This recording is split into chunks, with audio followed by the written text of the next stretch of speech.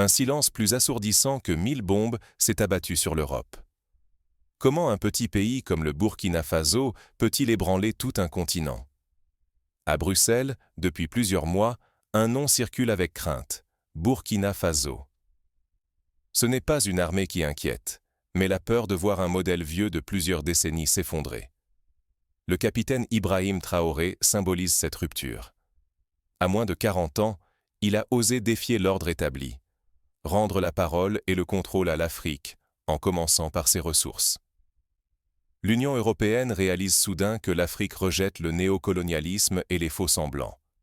Derrière chaque poignée de main officielle, la tension monte. Les dirigeants européens parlent désormais de perte de pouvoir, de contrats menacés. Or, mines d'or, d'uranium, de manganèse. Tout cela pourrait leur échapper, emportant avec ces richesses leur influence historique. Ce qui se joue dépasse de simples échanges commerciaux. Si l'Europe ne comprend pas cette nouvelle dynamique africaine, elle risque sa crédibilité, son pouvoir global, et peut-être son propre avenir. Pour saisir comment un petit pays est devenu le cauchemar des grandes puissances, il faut remonter à la source de ce séisme. Tout a basculé en quelques mois. Les décisions radicales du Burkina Faso ont surpris jusqu'aux chancelleries les plus aguerries. Revenons sur les choix qui ont fait trembler les fondations de l'ordre établi.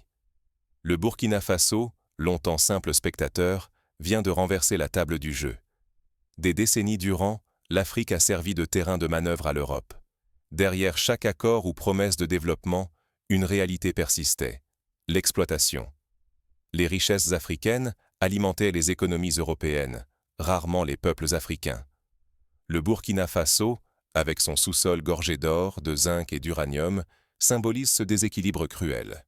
Tandis que ses habitants peinent à satisfaire leurs besoins essentiels, les ressources filent vers l'Occident.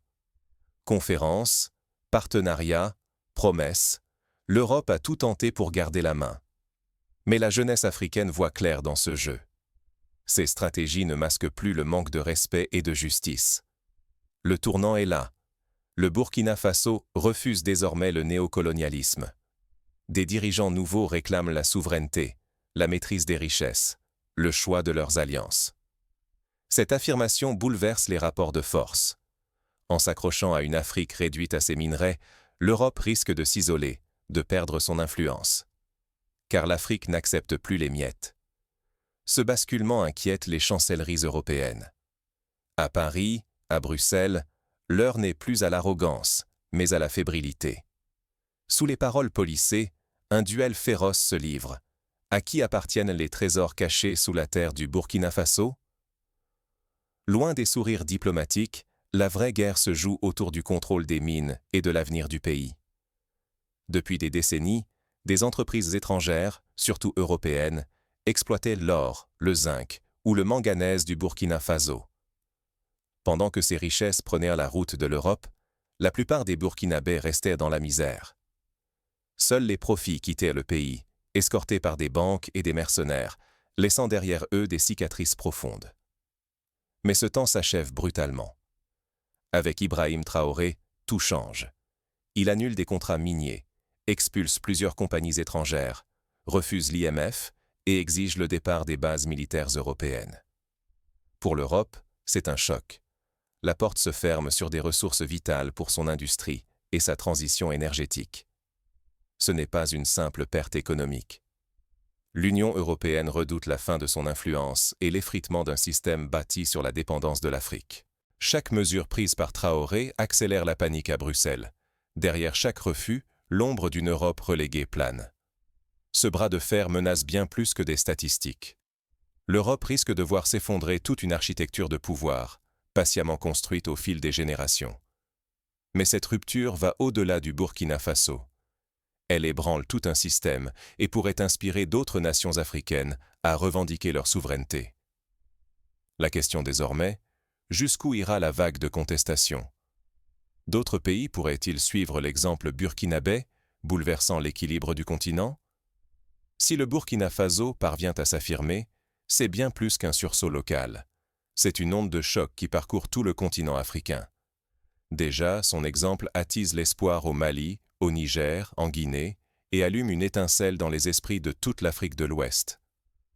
Dans les rues de Bamako, Niamey, Conakry, la jeunesse s'interroge à haute voix. Pourquoi nos richesses servent-elles d'abord d'autres intérêts? Pourquoi sommes-nous encore ligotés à des contrats imposés de l'extérieur? Désormais, ce débat n'est plus réservé à quelques initiés.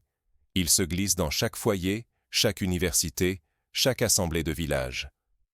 Une question brûlante traverse l'Afrique. Qui détient vraiment l'or, l'uranium, le coton, le pétrole? Face à cet éveil, une inquiétude sourde grandit à Bruxelles.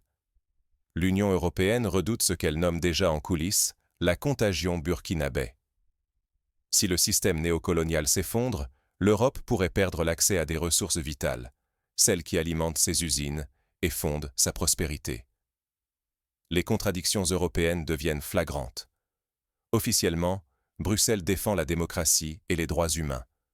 Mais dans l'ombre, elle scelle des accords avec des régimes autoritaires dès que ses approvisionnements sont menacés. Le Mali, le Tchad en sont des symboles. Condamnation publique, contrat privé. Ce qui se joue, c'est un possible renversement des rapports de force. Si l'Afrique impose ses propres règles, fixe ses prix, valorise ses matières premières chez elle, l'Europe devra tout repenser.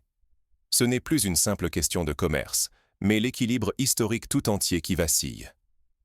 L'Afrique tient là une chance unique. En se rassemblant autour de la gestion souveraine de ses richesses, elle peut bâtir une prospérité partagée et une vraie indépendance économique. Pourtant, les obstacles restent énormes.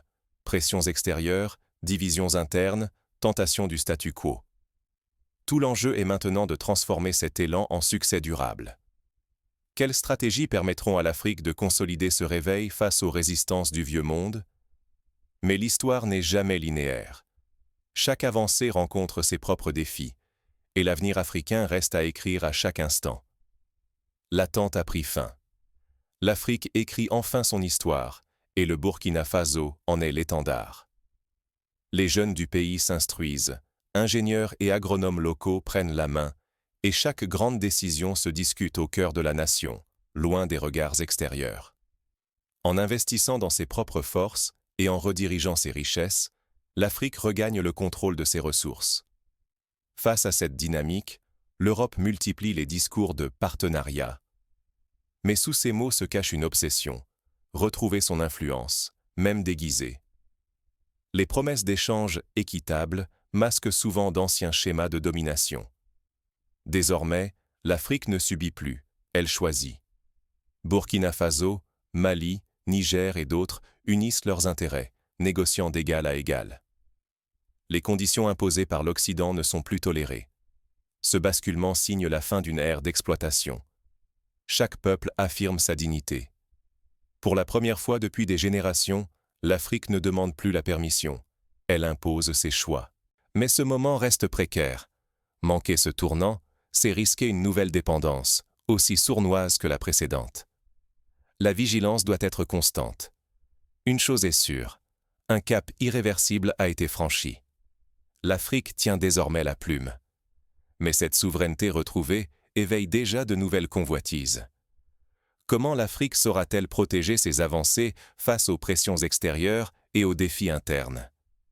Le chapitre de l'exploitation se ferme et l'Afrique s'apprête à écrire le sien. Ce qui se joue aujourd'hui au Burkina Faso dépasse ses frontières. Pour la première fois depuis des décennies, un pays africain ose défier l'ingérence et la confiscation de ses richesses. Ce sursaut n'est pas qu'un acte de courage. Il lance un appel à tout un continent pour reprendre sa place dans l'histoire. Le choix est crucial. Bâtir une Afrique souveraine ou céder et condamner une génération à revivre l'injustice. Laisser passer cette chance, c'est accepter que des millions de jeunes voient leur avenir confisqué, que la voix de l'Afrique reste étouffée par des intérêts extérieurs. Nous sommes témoins d'un basculement mondial. Il ne s'agit plus seulement d'économie européenne. La dignité et le destin de peuples entiers sont en jeu. L'éveil africain n'est plus un slogan. Il devient réalité. Rester passif, c'est risquer de voir l'histoire se répéter. Cette fois, les peuples ont la chance d'écrire leur propre récit.